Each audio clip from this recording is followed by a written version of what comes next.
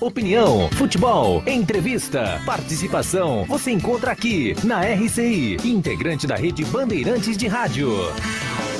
RCI 1320 AM, Foz do Iguaçu, integrante da rede Bandeirantes de Rádio.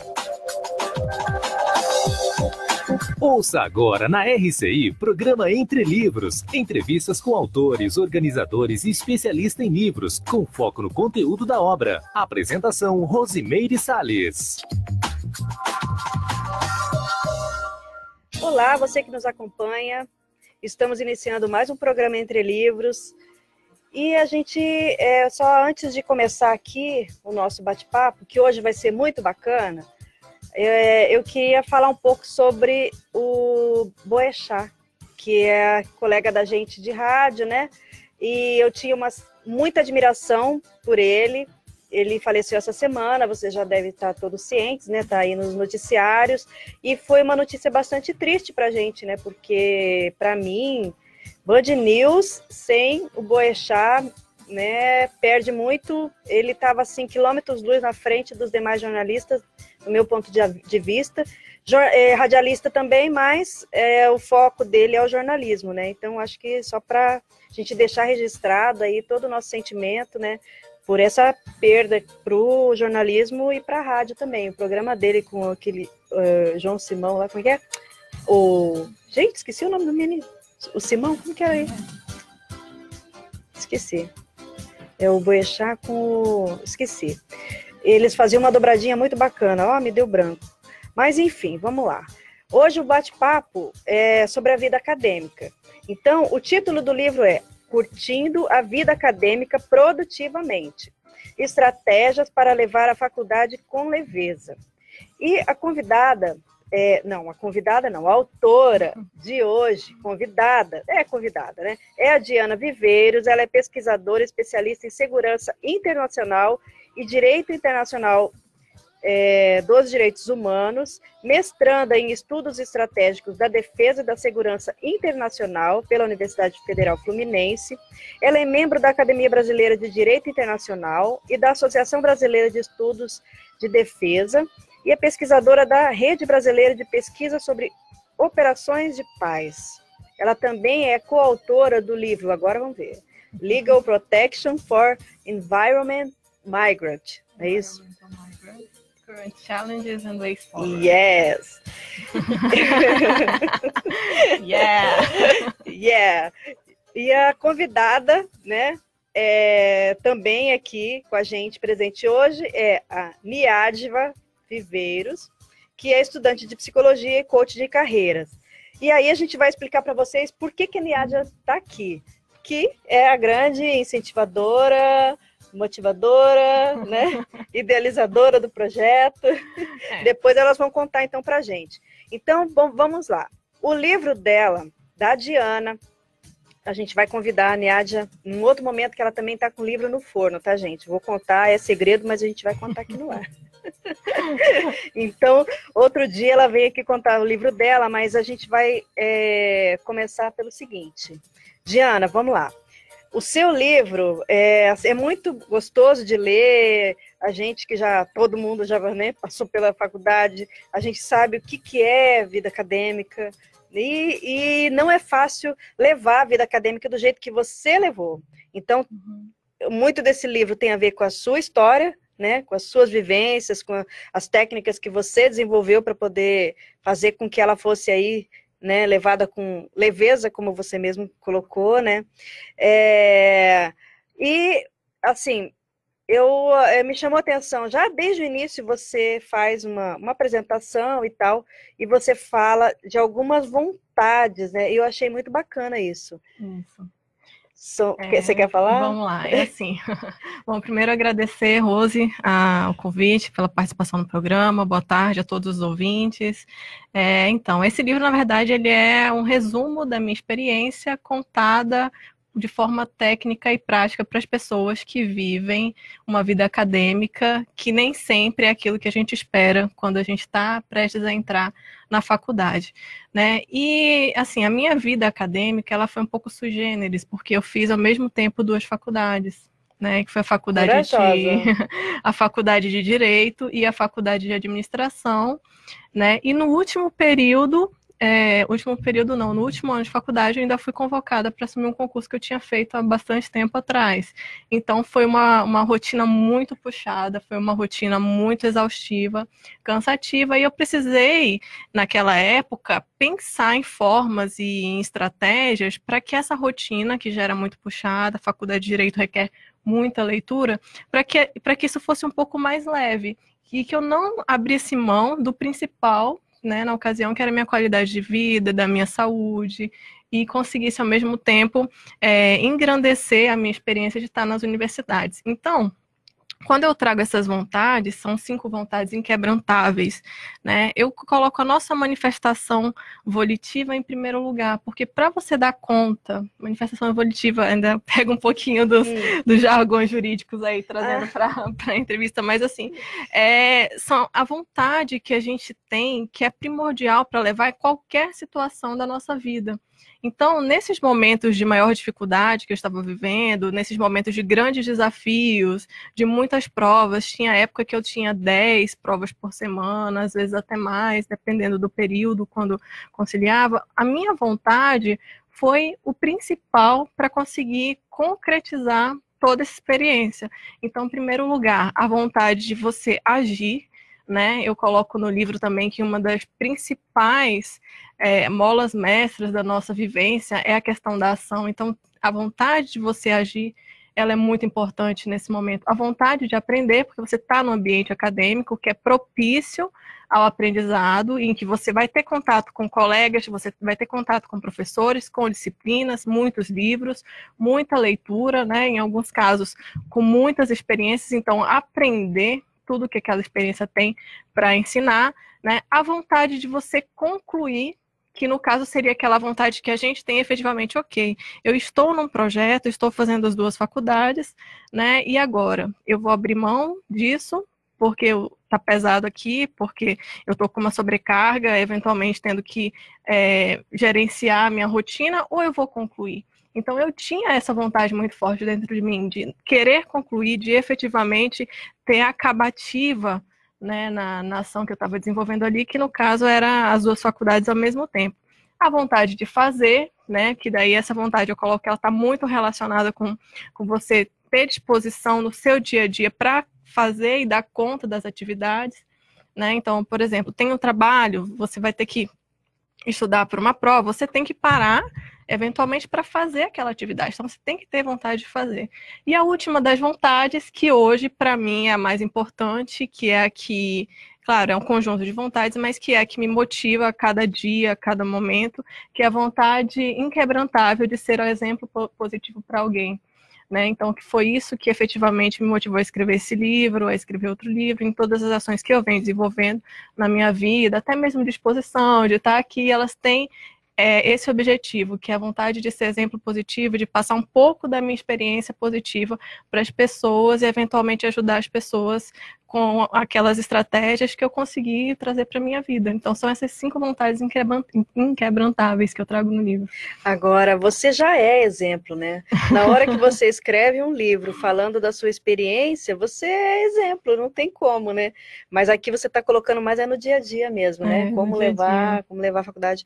Agora, gente, se vocês quiserem participar com a gente, enviar seus comentários, contribuições, a gente está aqui com o Facebook aguardando, tá, a participação de vocês.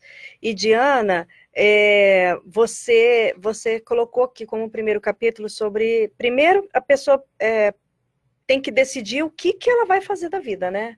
Antes de qualquer coisa. Então, até antes de entrar, de curtir essa vida acadêmica aí, ela vai ter que tomar decisões que são sérias, que vão ser aí para o resto da vida. Mesmo que você mude de carreira, a hora que você entrou numa faculdade, você entra num mundo, né, de conceitos, de ideias, de pessoas, né, que é bem particular daquele curso, né? Então a pessoa tem que estar com isso muito bem seguro, né? A decisão, na verdade, o momento de decisão, principalmente no caso do jovem, ele vem um pouquinho cedo. muito cedo, eu diria. Muitas vezes o jovem ele não tem a maturidade para tomar uma decisão tão importante que vai afetar a vida dele durante tanto tempo. Sério, né? Então, lá pelos 17 anos, 18 anos, a pessoa já é submetida a um exame, a uma prova, para ver se ela vai ter condições de adentrar num espaço que às vezes ela nem sabe se é aquilo que ela quer fazer de fato.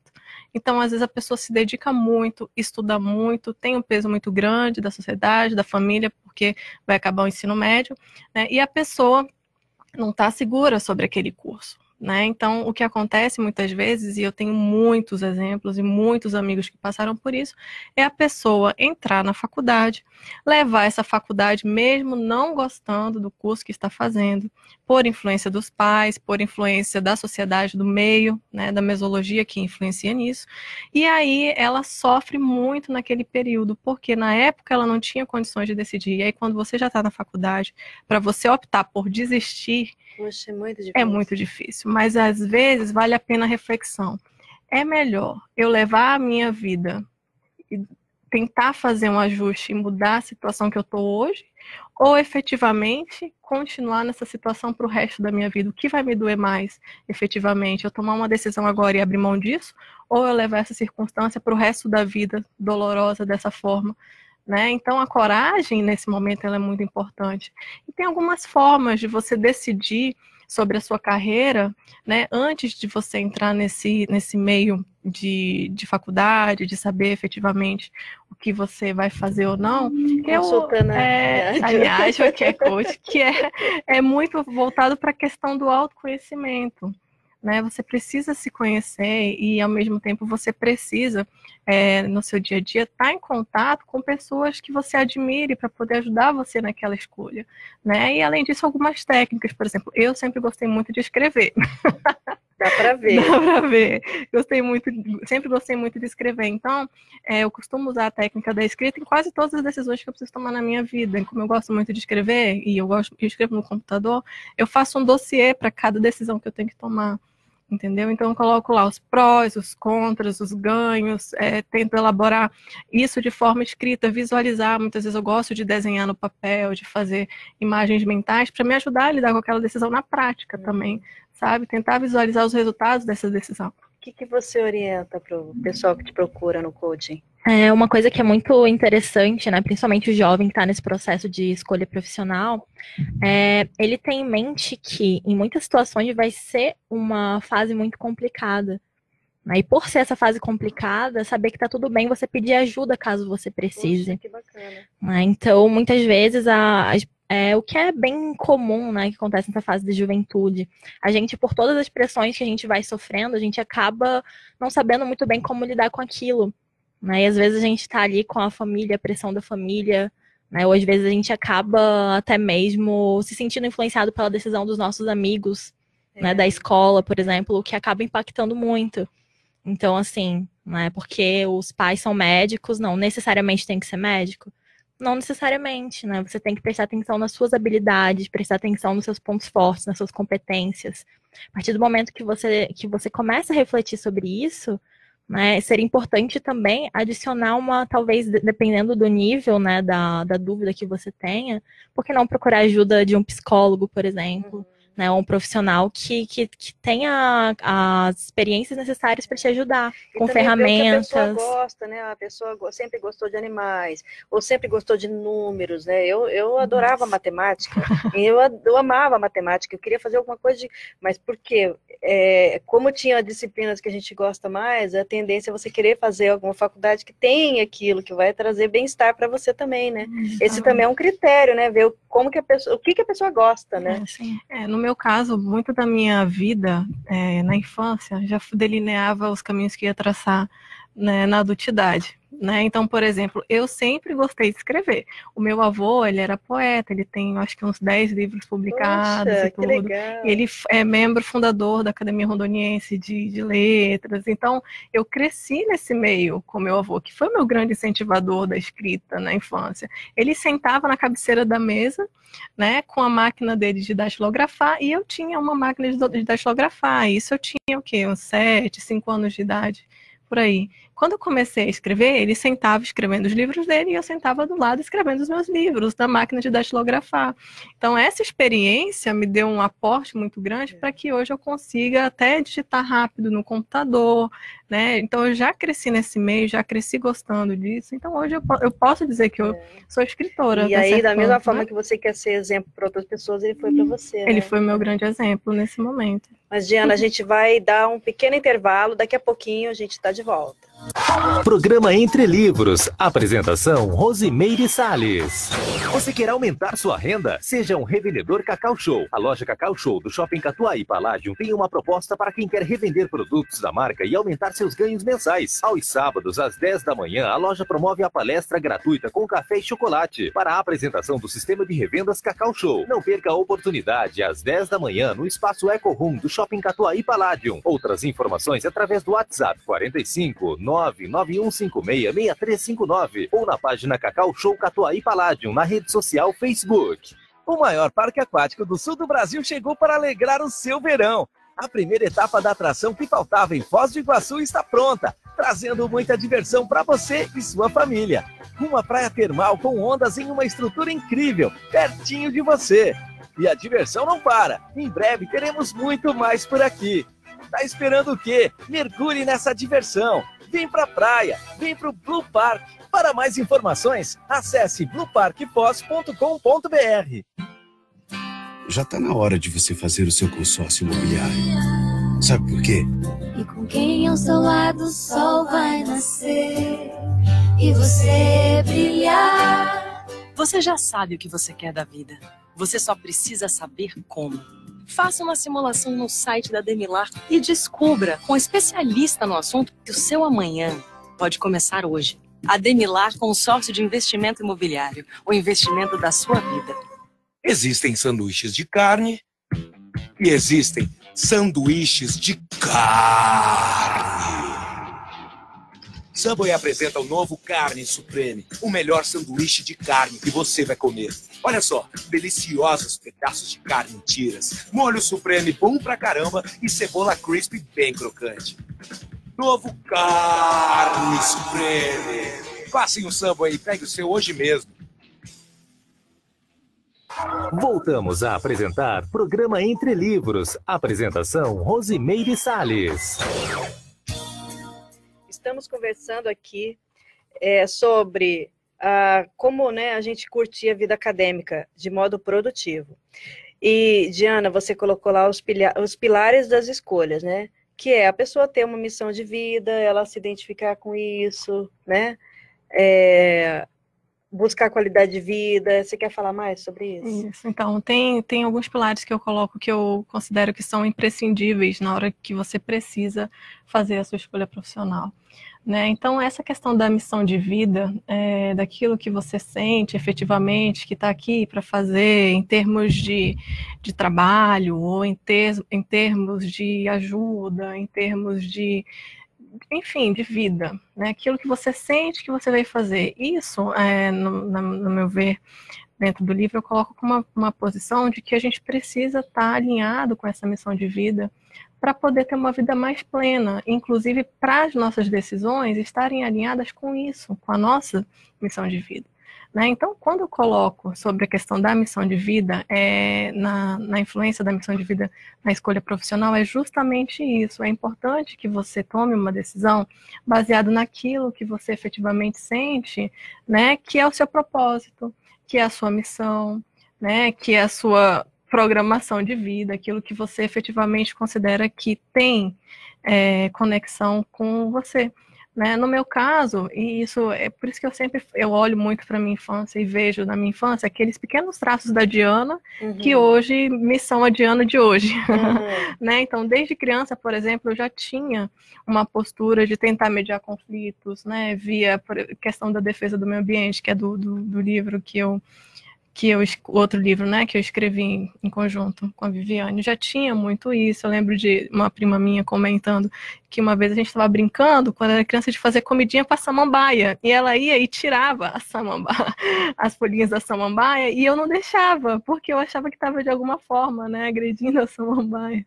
Então, de criança você já tem, você já traz isso. Então, por exemplo, era muito comum ver crianças que passavam com estilingue para agredir passarinhos, para matar passarinhos, e eu comprava briga ali às vezes, olha, vocês não podem fazer isso, né? Então eu tentava de alguma forma trabalhar com esses temas já na infância, então aquilo já dizia muito sobre mim. Então a Diana de hoje, ela também já trazia esses sinais de missão de vida, de alinhamento de vida, desde a infância. Então a dica que eu posso dar para as pessoas em relação a isso é avaliem muitas coisas da infância, elas podem efetivamente ajudar na hora da decisão, e elas sinalizam muito dessa missão de vida que a gente traz. Né? Pois é, agora você tem uma identificação, a sua formação é essa, né, direito, mais voltada aí para esse lado do ambiental, não é isso? Direitos humanos em geral, direitos humanos segurança em geral, internacional, tá. Né? Mas você fez a segunda faculdade, que foi simultânea, de administração. Isso. Mas como que de onde que você tirou a confluência das duas? E qual a sua identificação com a administração? Então, engraçado, né? Porque, na verdade, o primeiro curso que eu queria fazer era Relações Internacionais. E na época em Manaus não tinha esse curso. Tinha Direito, e no meu curso de Direito tinha habilitação em Direito Internacional. Tá. Né? Então eu fiz a faculdade de Direito, me identifiquei muito, principalmente com a parte do Direito Internacional. Só que eu passei também no vestibular, na época na Federal do Amazonas. Eu estava fazendo a Estadual do Amazonas e passei na Federal. Naquela época ainda podia fazer 2 faculdades públicas ao mesmo tempo. E eu passei na Federal do Amazonas para administração. Não pode mais. Não, pública não. Agora só tem que optar por uma particular e uma privada. Então naquela época ainda podia. E aí eu tinha colocado como segunda opção a administração. Né? Mas eu tenho também essa veia muito empreendedora. E como que você faz essa confluência, né? Tá. A confluência da administração com direito, e isso eu acho que foi um dos grandes ganhos que eu tive na época de estar fazendo as 2 faculdades ao mesmo tempo, que é você poder ter essa vivência interdisciplinar. Né? Cada curso tem a sua metodologia, cada curso tem a sua própria dinâmica, os alunos... Linguagem, palavras, né? Tudo é diferente. Os alunos de um curso são totalmente diferentes do curso do outro curso. Então, por exemplo, os meus amigos da faculdade de administração têm um perfil totalmente diferente dos meus amigos da faculdade de direito, a própria dinâmica da sala, vestimenta é diferente. Então, dos grandes ganhos que eu tive, né, na hora de fazer essa interdisciplinaridade foi justamente visualizar e viver esses 2 mundos. E eu gosto da expressão de estar construindo pontes, sabe? Então eu meio que me via nesse meio fazendo essa construção de pontes, porque às vezes também tem isso, né? Em alguns cursos tem uma certa rixa com outros cursos, ou vem de determinada forma as pessoas de outro curso, né? Então, existe isso. E quando você está no meio dos 2, você consegue fazer essa ponte e demonstrar que, olha, você tem um equilíbrio, é possível achar um equilíbrio aqui, né? Então foi justamente esse nível de crescimento que eu acho que foi muito importante para mim. Mas profissionalmente você vai para o direito? Profissionalmente eu estou nos 2. Sério? Profissionalmente agora eu estou nos 2, né? Obviamente eu estou fazendo um mestrado na área de Relações Internacionais e Ciência Política, mas eu também estou com um programa, um site, né, de como passar no mestrado, que é na área do empreendedorismo. Estou com alguns projetos com a Niadva dentro da área de empreendedorismo, desenvolvendo. Então, a minha ideia é justamente trabalhar com os 2, desenvolver metodologias, né, para você poder trabalhar unindo o melhor dos mundos. Mas isso não significa, por exemplo, um advogado, muitas vezes ele vai precisar ser um empreendedor. Né? Muitas vezes ele vai precisar de uma visão além daquela jurídica para poder o seu escritório dar certo. Né? Então, isso também é muito importante. Né? No meu caso, eu fui mais para a área do direito internacional e estou reunindo esforços para empreender também nessa área, entendeu? Então, eu estou me adequando, de fato, ao aprendizado que eu tive nas 2 faculdades. Que bacana. Você vai para psicologia e psicologia é seu foco, não é isso? Mais ou menos. Você sabe que você vê, né? é uma decisão tão séria e se a gente não toma na adolescência, depois a gente fica chupando o dedo, né? Na minha adolescência, eu queria fazer psicologia. Sabe o que eu fiz? Ciências econômicas. É quase igual. Totalmente alinhado uma coisa com a outra. Mas sabe o que é? A psicologia era lá, né? Na época não tinha, na minha cidade, Campo Grande, Mato Grosso do Sul, não tinha psicologia de noite, só tinha de dia. Então eu pensava assim, mas como é que eu vou fazer para pagar a faculdade? Era só na particular, não tinha pública. Aí eu falei, não, então, já que eu adoro matemática, eu vou fazer economia, porque matemática, cheguei lá, a faculdade de economia não tinha nada de matemática, é outra coisa, né? Mas assim, fui, né, porque também tem um lado meu da administração, do operacional, que eu gosto muito de mexer com papéis, com números, isso eu sempre gostei. Mas a gente toma essas decisões muito cedo, e aí você já está lá dentro, você vai fazer o quê, né? Eu poderia ter parado, né? Não, agora tá, vou trabalho à noite, faço durante o dia, sei lá, né? Eu podia ter. Não, mas aí você já entrou, você já tá lá dentro, já fez amigos, já, né, se ambientou, aí começar tudo de novo. Então, acho que muita gente acaba ficando porque, até por comodismo, né? Já tô aqui mesmo, e acaba não indo para o que realmente queria fazer, né? Sim. E ficou a psicologia de escanteio. Isso acontece bastante, assim. No meu caso, eu já tinha habilidades que de alguma forma me levavam, assim, a querer fazer psicologia. Nessa questão de me relacionar com as pessoas, de sempre ser uma boa ouvinte, por exemplo, que são competências que na psicologia são fundamentais. Sim. Mas se eu penso na minha infância também, eu lembro como essa história da samambaia, da Diana. Eu lembro que teve uma vez que eu fiquei falando pra minha mãe que eu queria ir no centro comprar umas coisinhas assim, porque eu queria fazer pulseiras pra vender na escola. Olha! Então, assim, esse lado de vender, né, eu sempre gostei bastante, eu sempre me identifiquei bastante com isso desde a infância, se eu paro pra pensar algo que eu gostava também. Mas daí eu fui crescendo e vi que as habilidades estavam mais pro lado da psicologia. Mas mesmo na psicologia você vai ter que vender a sua imagem para você conseguir seus pacientes, não é paciente, mas que fala cliente, né? Daí isso são coisas assim que a gente vai percebendo mesmo nossas próprias habilidades. Eu percebi que esse lado empreendedor também estava bastante em mim, assim. Então eu fui para alguns projetos na faculdade, né, por estudar na faculdade, uma faculdade que incentiva bastante a parte de empreendedorismo, execução de projetos, isso me ajudou.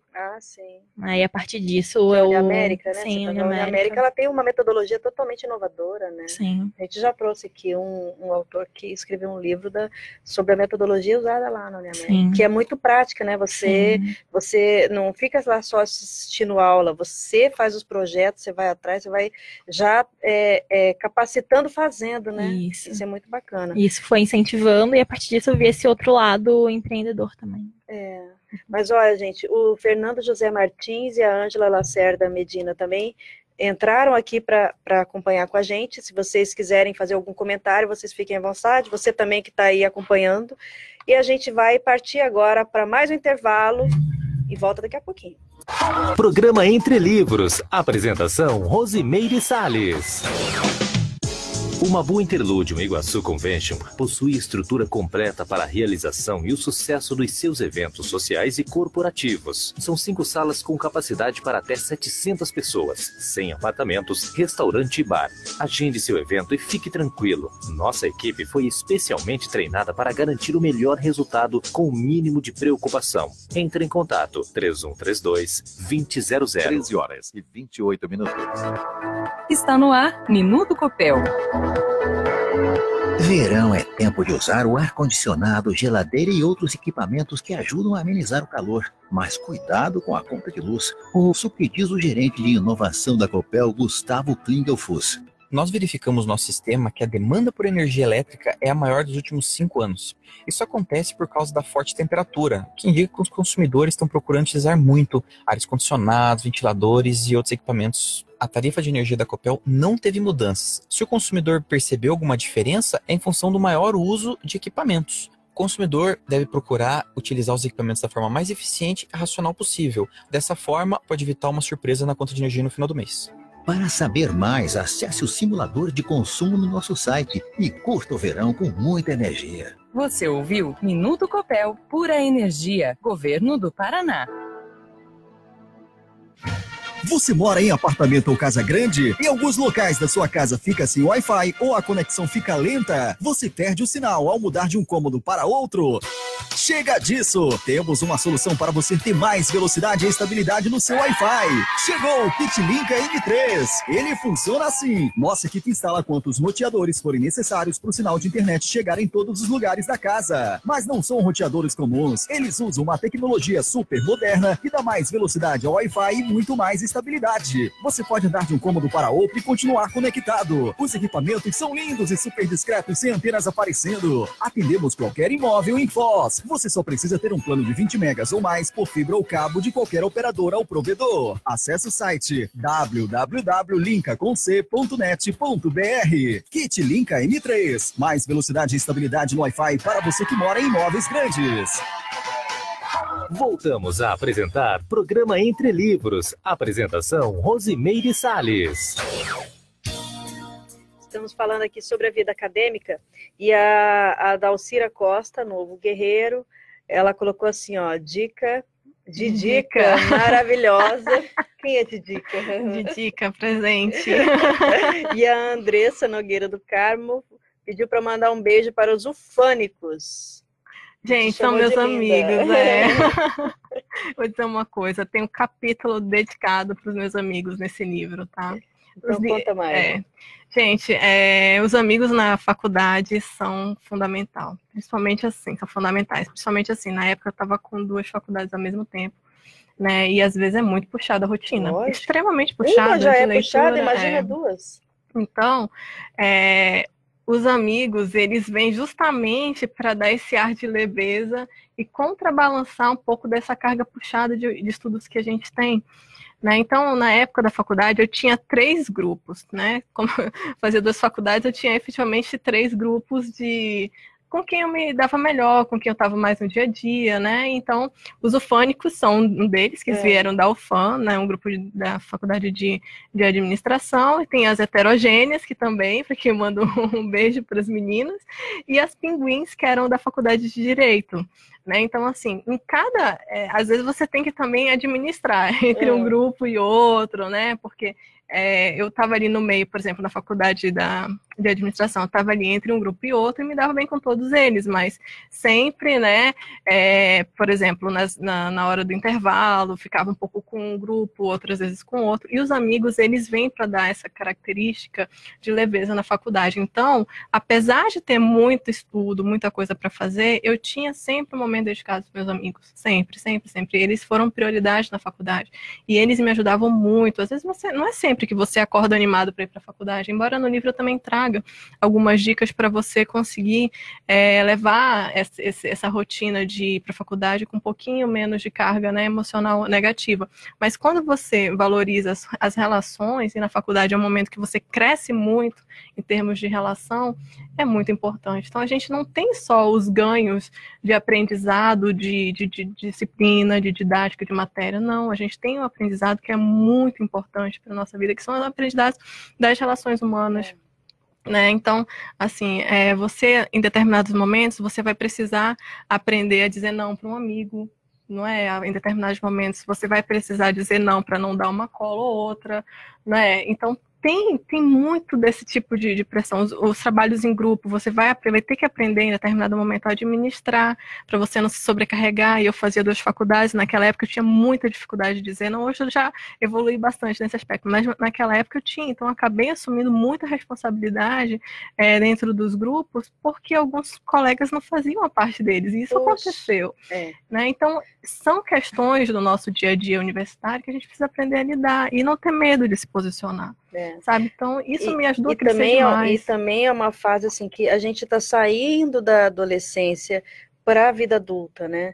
Então, tem toda uma maturidade também que está sendo começada a trabalhar. Então, você sai daquele grupo de amigos que mais, assim, pré-adolescentes, para entrar para um grupo que está em maturidades diferentes, mas já está alcançando, né, a adultidade. Exatamente. Então, tem uma mudança de mentalidade, tudo vai em conjunto, né? Exatamente. E tem que administrar tudo isso e mais tem que estudar para a prova, né?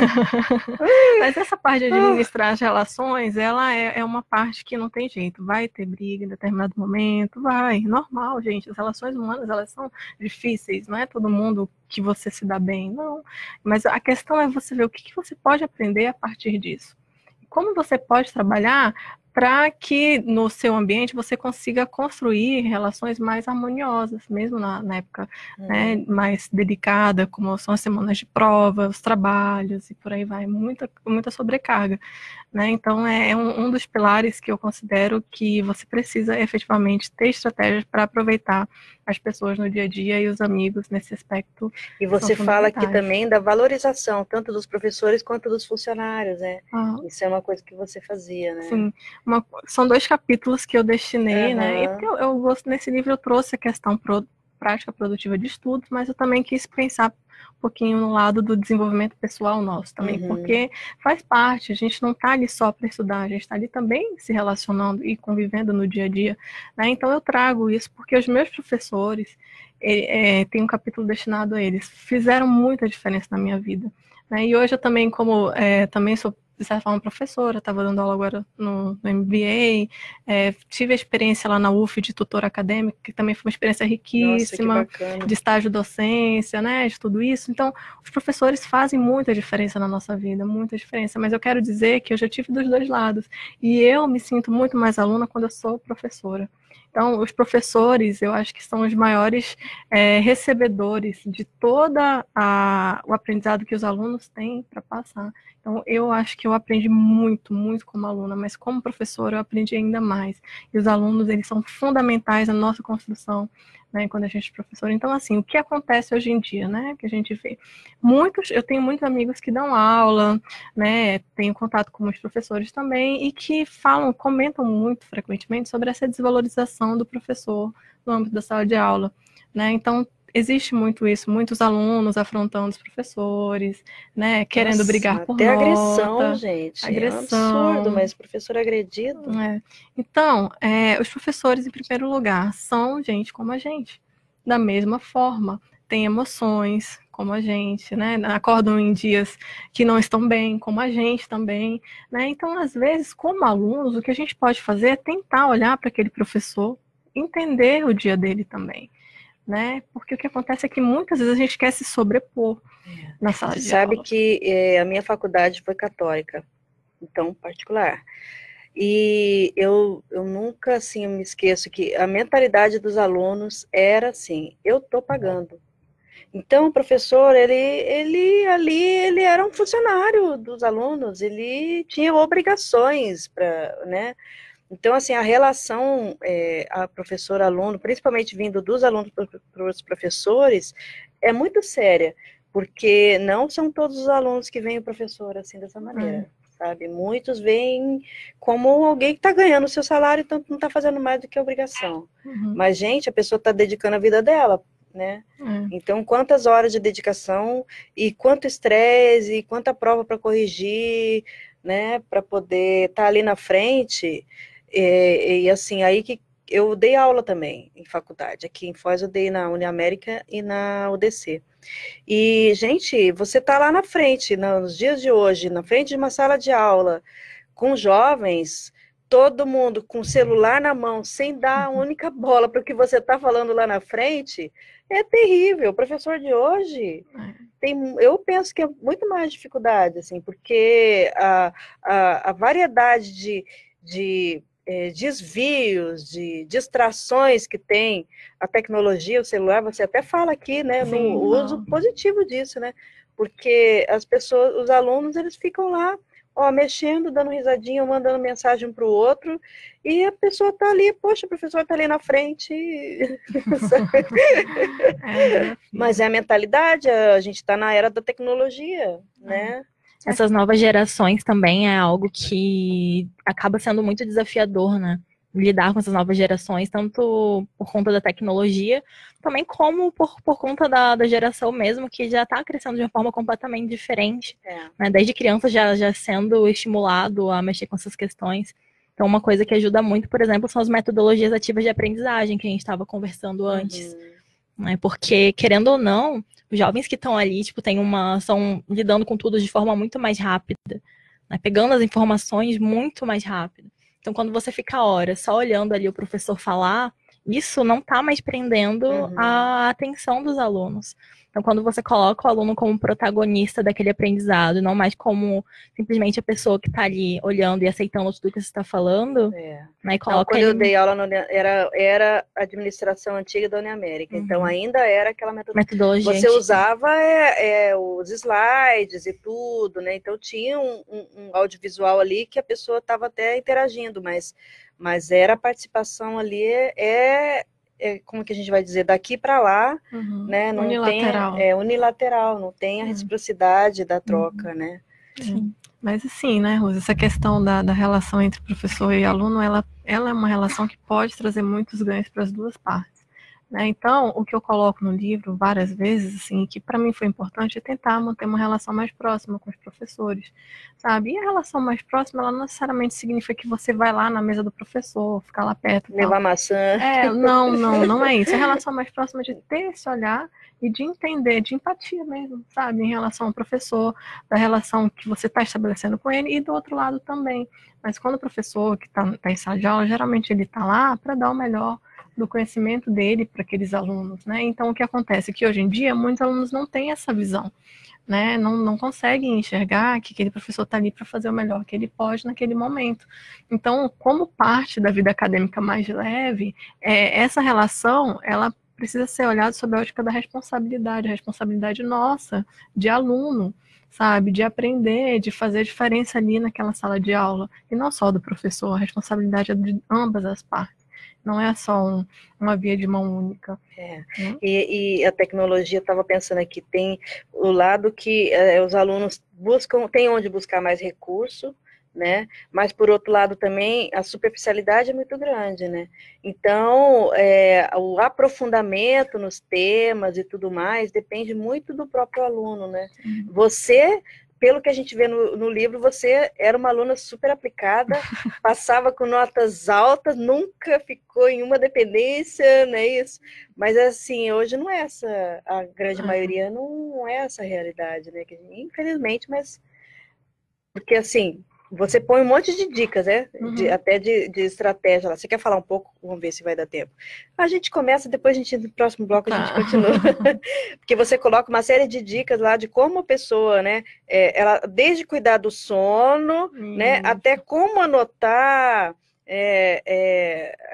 usar caneta colorida, né, técnicas de memorização, ou seja, você colocou uma gama aí de... várias técnicas, eu trago estratégias mesmo, assim, são técnicas que eu usei no meu dia a dia, que me ajudaram a memorizar informação. Eu fiz cursos e eu recomendo muito que as pessoas façam curso para ajudar a memorização, para ajudar a conexão de ideias. Sempre gostei de usar mecanismos visuais, né, então tem várias técnicas que eu trago, que são as técnicas que eu aprendi, né, e colocava na minha rotina de estudos dia a dia, e essas da visualização todas funcionavam muito bem para mim.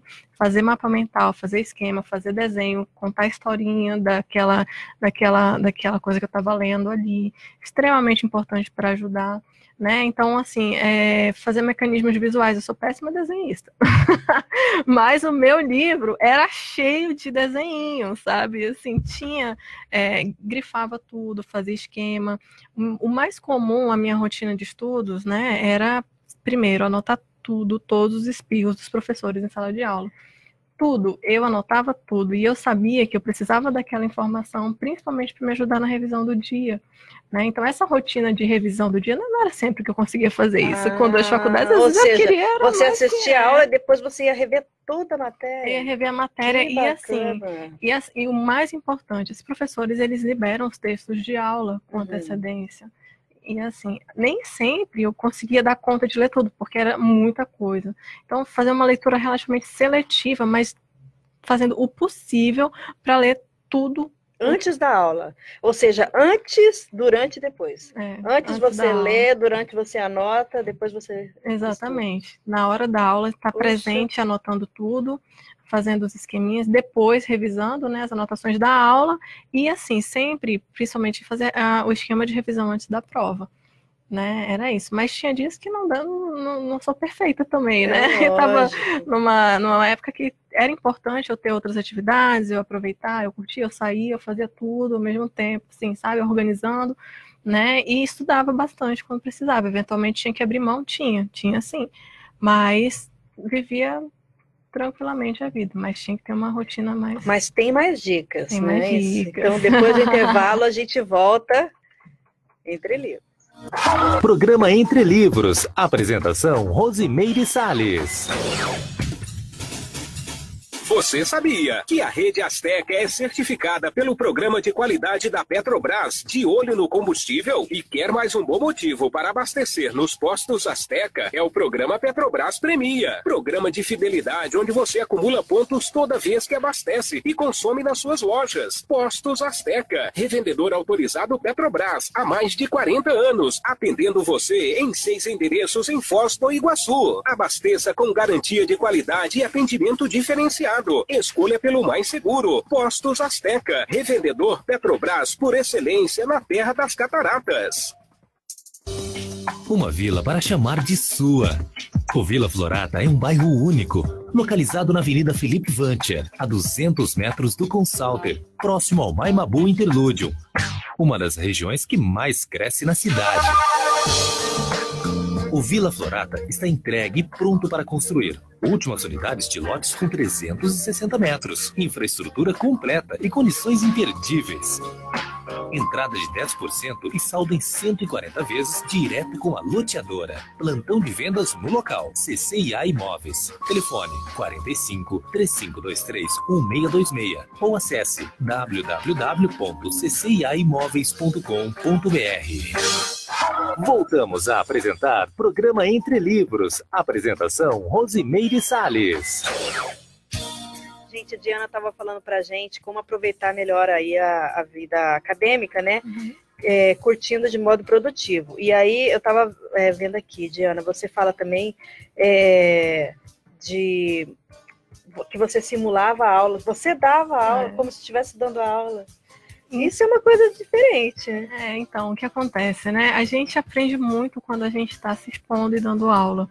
Então, era muito comum eu pegar esses resumos de aula, e meus resumos eram uma síntese dos livros, dos textos que os professores passavam e do meu resumo. Então, era um resumo com muitas anotações, às vezes até um pouco bagunçado, mas eu entendia bem. Então, eu pegava aquele resumo, né? E várias vezes, ao invés de simplesmente estar decorando a informação, eu imaginava que eu estava dando aula, né? Para poder aprender bem essas informações e para poder passar para as pessoas e passar para mim mesma tudo o que estava acontecendo.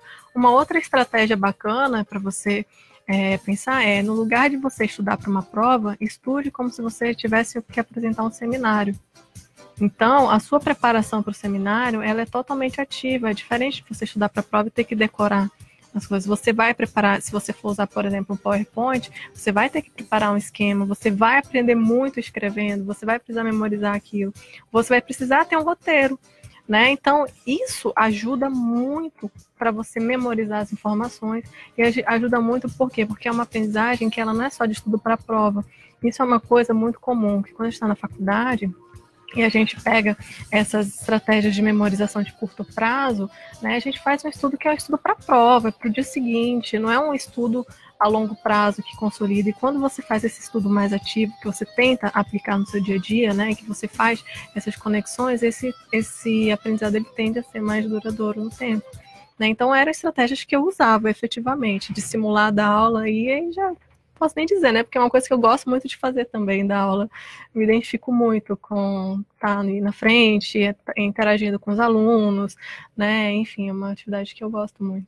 Uma coisa que ajuda também é você parar para pensar no lado maior, assim, da sua profissão mesmo, né? Porque muitas vezes, dependendo daquele conteúdo, isso vai fazer toda a diferença na hora que você estiver atuando lá na frente. Então, assim, eu que sou da psicologia, se eu perder alguma coisa importante, quanto que isso vai impactar na hora que eu precisar usar isso no meu dia a dia profissional com uma pessoa que está precisando, né, do meu auxílio. Então, não é simplesmente eu estar prestando atenção na aula por prestar atenção na aula para tirar nota boa na prova. Uma seriedade, Sim, né? você leva aquilo com uma seriedade muito maior e você se coloca como um profissional, precisando daquela informação. Nossa, isso tem que ter uma maturidade. Cabeça oba-oba, o cabeça oca não funciona, né? Mas, Rose, E deixa você... eu comentar só uma coisa que eu acho interessante comentar. É porque, assim, eu fiz 2 faculdades ao mesmo tempo, então, às vezes as pessoas ficam assim, nossa, ela é crânio, não sei o que. Não é. Eu tinha algumas estratégias, gente, e aí eu tenho que colocar o meu lado humano também, que eu acho importante. Porque, por exemplo, não era sempre que eu conseguia ir para aula. Eu tinha, sim, uma agendinha ali de faltas caso eu precisasse, entendeu? Então eu tinha que respeitar o meu corpo. Não era sempre que eu estava com o corpo preparado para ir. Às vezes eu sempre rendi muito de madrugada, eu gostava de estudar de madrugada. Às vezes eu me permitia, sim, chegar um pouquinho atrasada na aula no dia seguinte. Isso faz parte. Mas para você poder levar essa carga de estudo, essa rotina puxada, você precisa ter umas estratégias, mesmo que às vezes você vá ter perdas ali e você vai ter ganhos ali. Então, em termos de qualidade de vida, isso é muito importante, extremamente importante. Você até fala isso, né? Que a pessoa tem que ver qual é o período que rende mais, né? Sim. Se é de manhã, se é à tarde, se é à noite. Porque isso interfere muito na motivação. Eu sou péssima para render de manhã, gente, mas de madrugada eu escrevi um livro em 3 madrugadas, sabe? Eu gosto madrugada muito. Eu tô em outra dimensão, fora do corpo. Então cada um tem a sua estratégia de trabalho. A minha era essa, não significa necessariamente que vai ser boa para todo mundo, mas foi como eu consegui me adaptar para essa rotina puxada. Você fala também que você gostava de observar os ambientes acadêmicos, isso eu achei uma coisa diferente, assim, também, né? A gente não tem parar para ficar olhando, né, o ambiente onde você está. A gente passa por ali e vai embora. Então, isso me chamou a atenção. Eu tenho um capítulo que eu dedico do livro justamente para a importância de você curtir o ambiente acadêmico. E o ambiente, que eu falo ambiente físico mesmo, tá?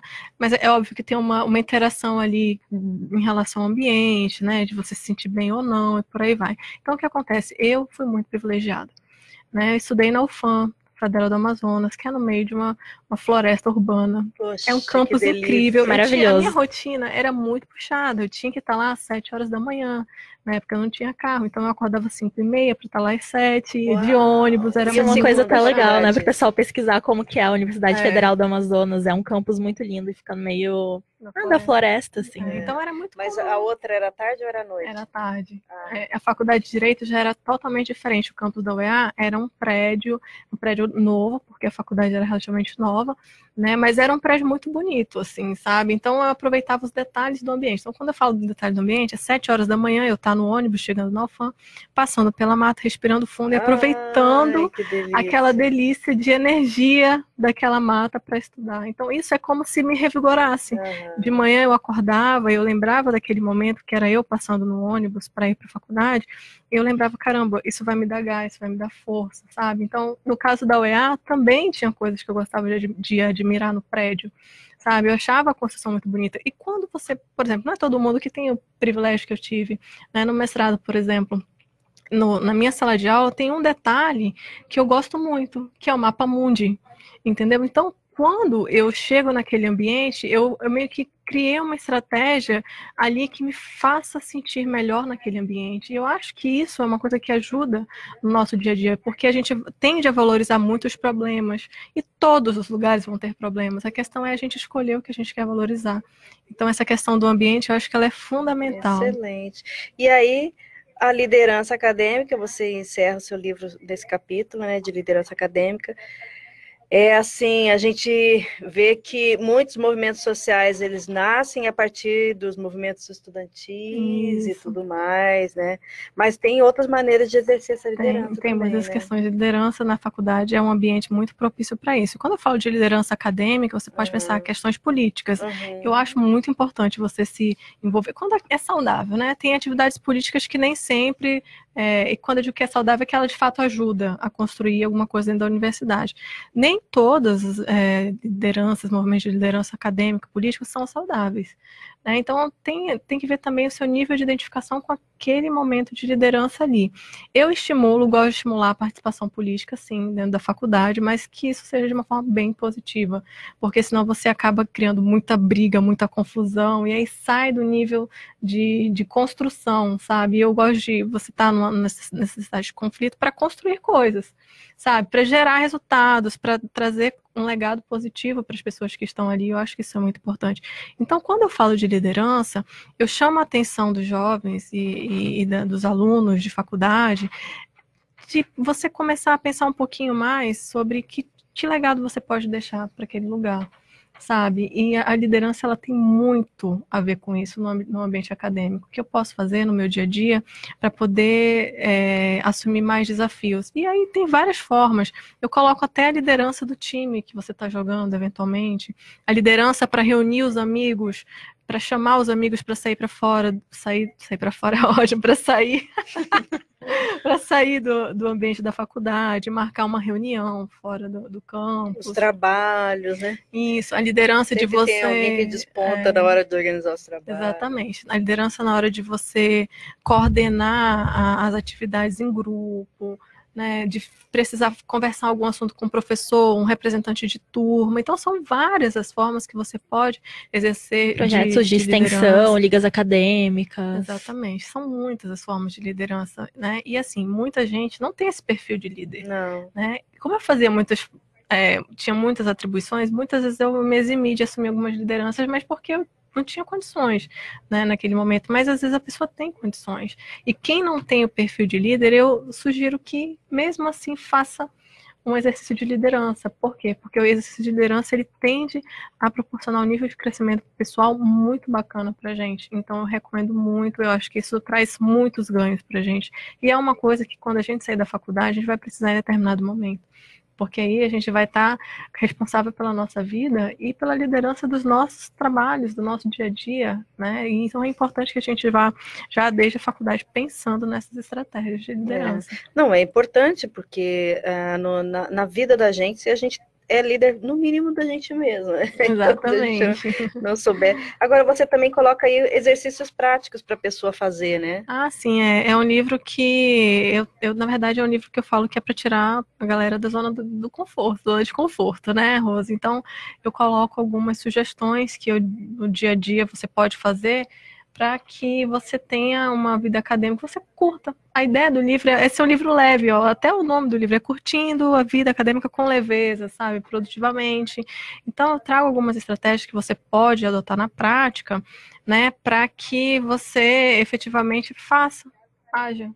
Né, que é o mais importante, você agir, você fazer, tem essa vontade de fazer diferente, né? E além disso, eu faço algumas perguntas, afinal de cada capítulo tem lá, para que, por exemplo, você consiga identificar com o seu ambiente de faculdade, com os seus amigos, você identificar quem são, por exemplo, os seus amigos mais próximos, se você tem problema com algum amigo ou não, se você tem problema com algum amigo, como você pode fazer para resolver, ações práticas que você pode refletir para implementar no dia a dia, para ter uma melhor relação com o seu professor, com os funcionários daquela faculdade, muito importante. Então, por exemplo, eu coloco a importância de você interagir com todos do ambiente da universidade, ter uma visão ampla da universidade.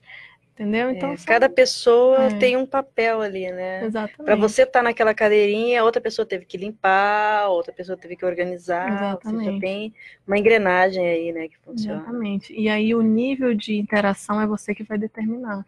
Né? Eu até coloco, em alguns momentos, uma interação que vai crescendo, mais ascendente. Você vai fazer uma interação no nível 1, um bom dia, um oi, um sorriso. Você vai fazer uma interação no nível 2, perguntar como a pessoa está, como está a filha dela, saber um pouquinho mais sobre a vida dela. Você vai fazer uma interação no nível 3, decorar, por exemplo, o nome das pessoas, ou você vai fazer uma interação que eu coloco, até cito, né, brincando, né, para o alto e avante, alto e além, né, ou seja, infinitas possibilidades de interação no meio acadêmico, infinitas possibilidades de interação com amigos, com professores, com colegas, com o ambiente, né, e com a rotina acadêmica como um todo. Olha, Diana, eu acho que se o seu objetivo era exemplificar, você está conseguindo fazer isso em alto nível, tá? Obrigada. Eu queria ver com você, a gente tem aí uns minutinhos finais, 2 minutinhos, se você... O que você assim, acha que é mais importante que a gente não colocou aqui, ou que você queira deixar de mensagem aí para o pessoal que está acompanhando a gente, e que ou vai entrar nesse universo aí acadêmico? Primeira coisa, desafios existem, sempre vão existir. Nem tudo é sempre bom, mas a gente tem como dar um olhar diferenciado para a nossa rotina e a gente tem como transformar as coisas ruins em aprendizados, em coisas boas. Então, a vida acadêmica, ela não é um aspecto linear, reto e positivo, não. Né? A vida acadêmica, ela tem altos e baixos. E a gente também tem altos e baixos. Então, vamos respeitar os nossos momentos baixos, mas transformá-los em momentos positivos para que a gente consiga extrair daquela vivência o melhor que a gente pode e curtir ao máximo aquele momento de vida que a gente está vivendo. Acho que é isso. Muito bacana. Quer falar alguma coisa, Niadva? Eu acho que é isso, assim, é muito importante a gente parar para refletir mesmo que a vida acadêmica, como a Diana falou, nem sempre vai ser fácil, nem sempre vai ser um momento, assim, tranquilo de vivenciar, porém a gente consegue ter estratégias que possam, né, como o próprio nome do livro diz, deixar a gente vivenciar isso com mais leveza, e que isso é possível, né, e é importante ter em mente que isso é possível e que dá para fazer isso. Excelente, gente. Olha, um bate-papo muito gostoso hoje. Obrigada. Muitíssimo obrigada às duas. Obrigada, ouvinte. Muito obrigada. E você, a gente espera, então, no próximo Entre Livros, sexta-feira que vem. Até lá.